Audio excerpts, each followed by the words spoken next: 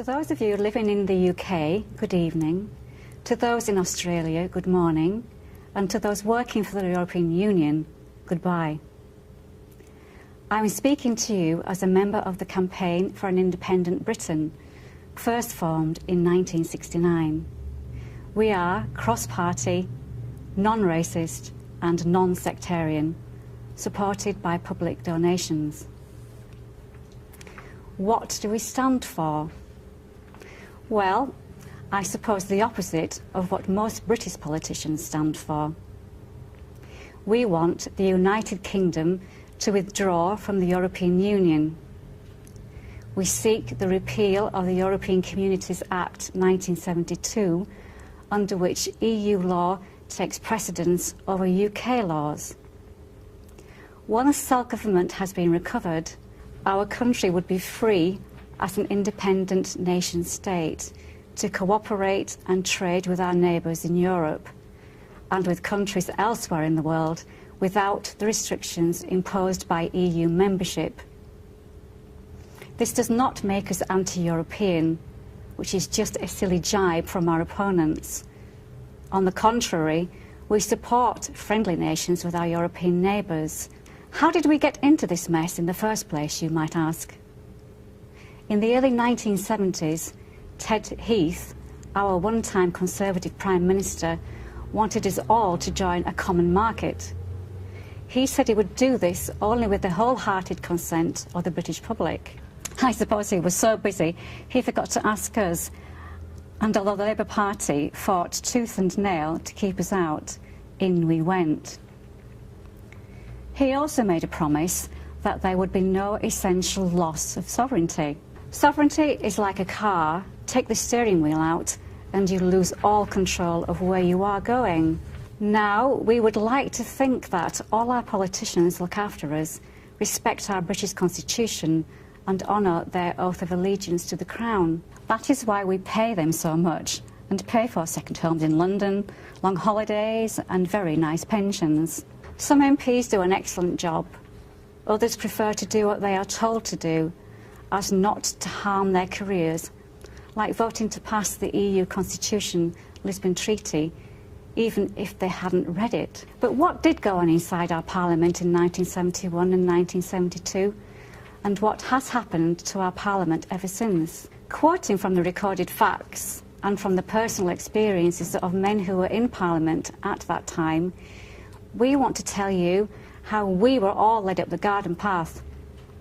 Listen to what ex-MPs have to say about how they and the rest of us were never told the whole truth, as most of the Labour Party sought unsuccessfully to keep us out of the common market. It was a battle won by the Conservative and Liberal parties by a very narrow margin. The Labour Party in the general election of 1983 promised to take us out of the European community if elected, so that, for example, we could all buy cheaper food.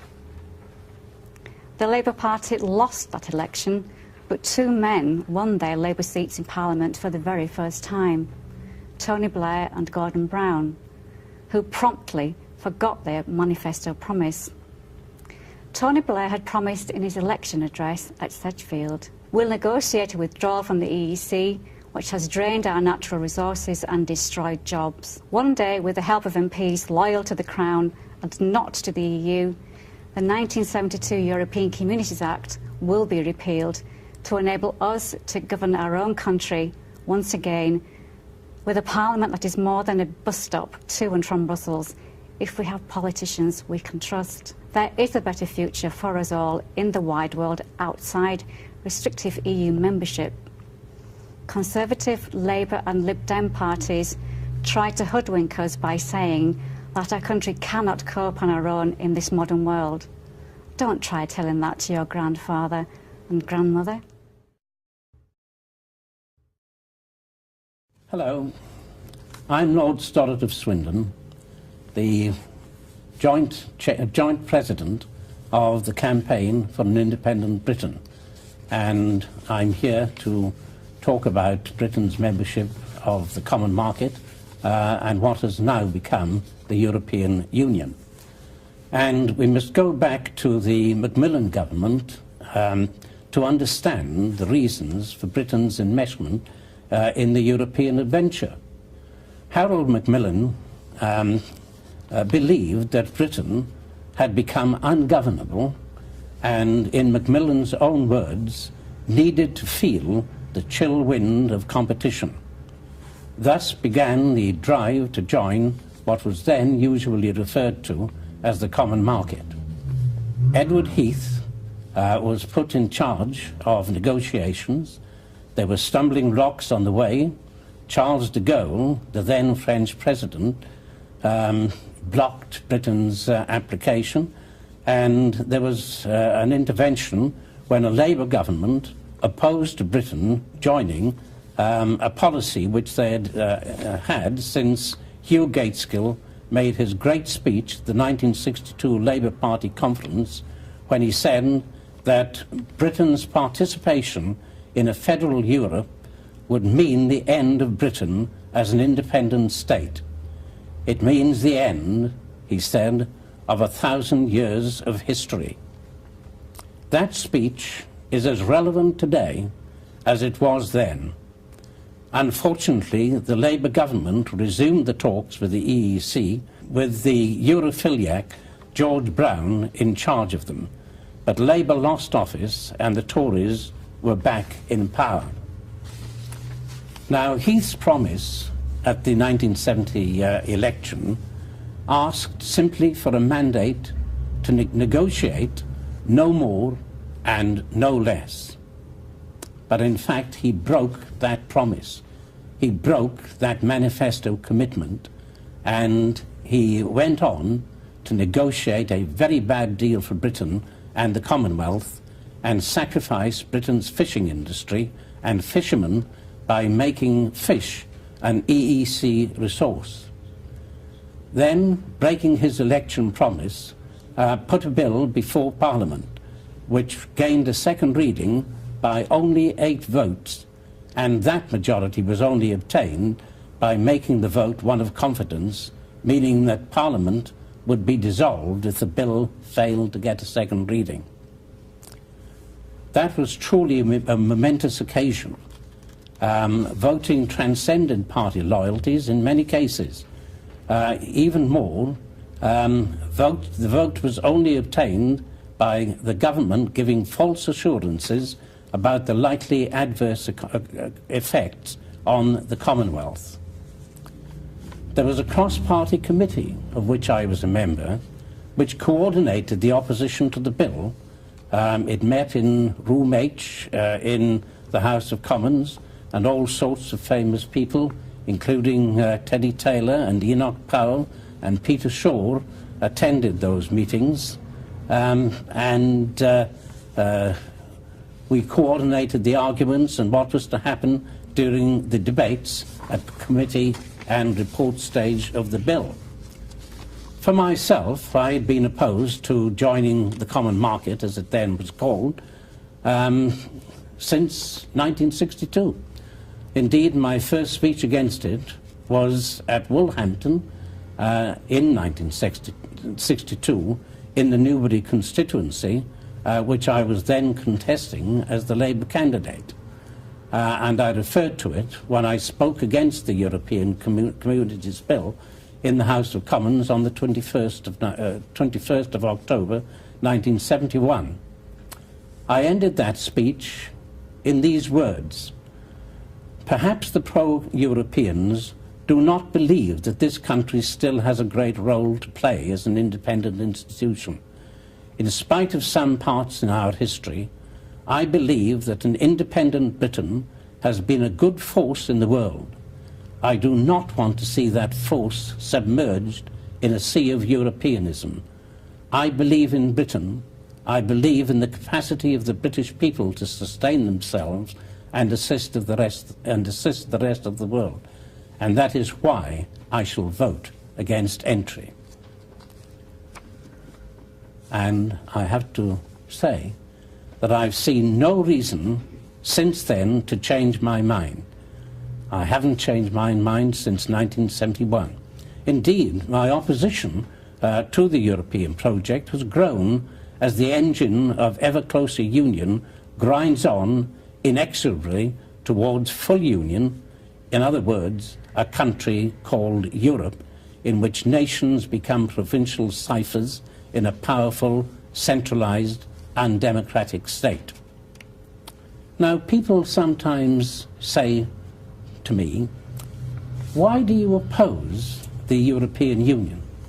The people voted in a referendum to go in. That actually is not true. The British people were never asked by Heath whether they wanted to go in or not. They weren't given that opportunity. But what happened was that the Labour government, which followed in 1974, agreed that they would have a referendum. And that referendum was about staying in, common market as it then was, and not about joining. And that, of course, is an entirely different question. We were already in the EEC, and people don't like leaving an organisation without it having had a chance to prove itself. But the 1975 referendum, agreed by the Labour government after a sham negotiation, I might add, which altered nothing of substance, was heavily weighted against the Come Out campaign. The government itself, against Labour Party policy, recommended a yes vote. Virtually all the media was in favour of a yes vote. The BBC conspired with the Europhiles to help sway people to vote yes, and business also swung in favour of staying in. In money terms, the stay-in campaign had at least 20 times the amount of money to spend than the Come Out campaign, and there were two pamphlets, one from the government recommending a yes vote from the stay-in side, but only one from the get out side. So again, those people who wanted to come out had the bad end of the stick. But in spite of all that, in spite of all the money which was used to try to keep us in, still a third of the electorate voted to come out. And that's something which should always be remembered. In my own constituency of Swindon, there was a great interest among voters. Meetings were packed, and a lot of open-air meetings and door-to-door canvassing raised interest. But industry, commerce and the farming industry were actively helping the Yes campaign.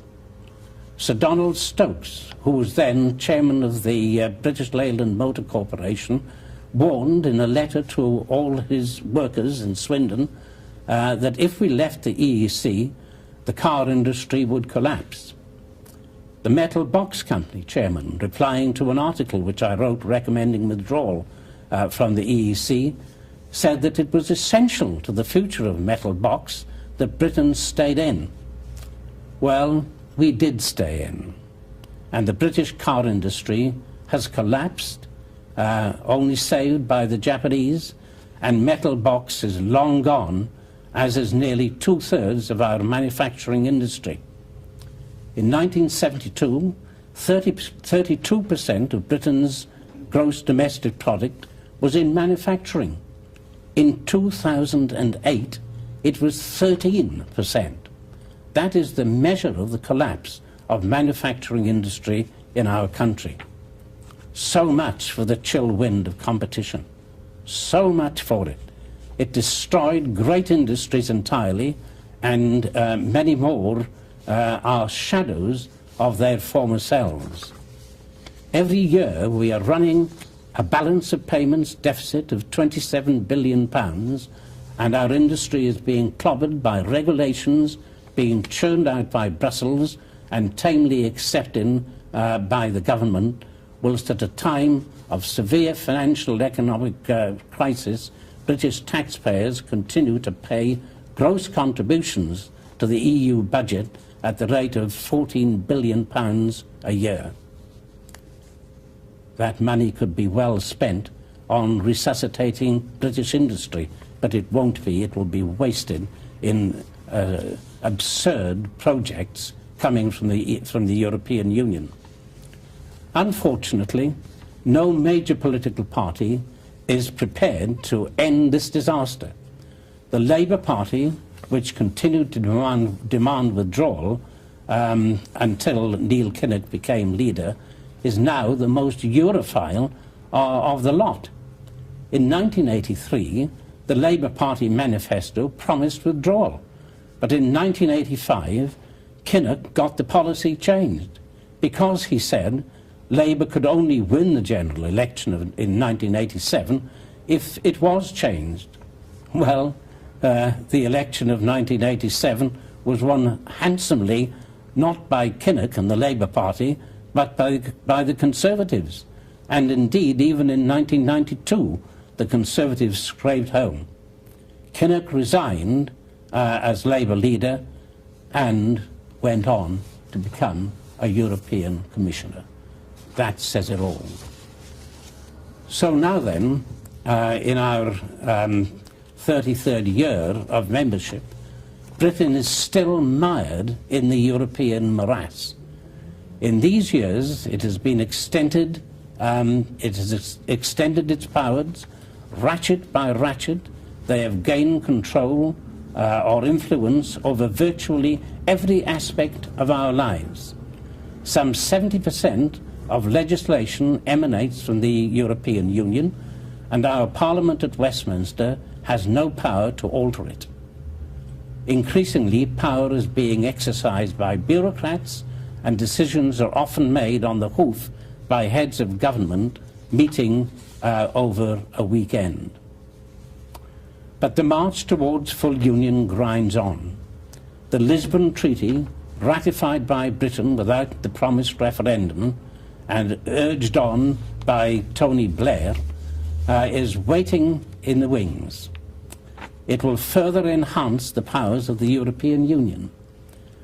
It will have a legal personality, a full-time president, and the power to amend aspects of treaties without the necessity of ratification by national parliaments.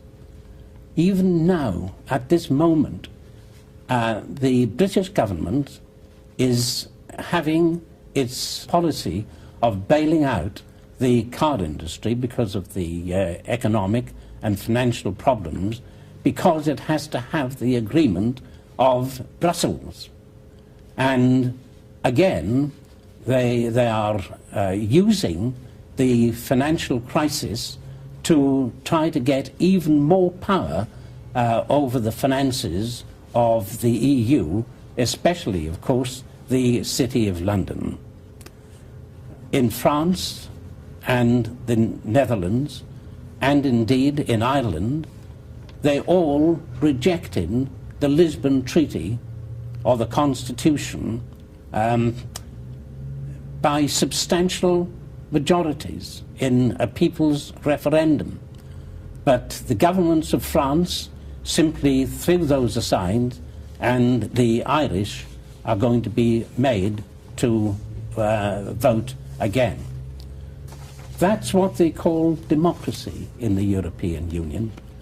And the sooner we get out of that sort of democracy and get back to our own tried and tested democratic institutions,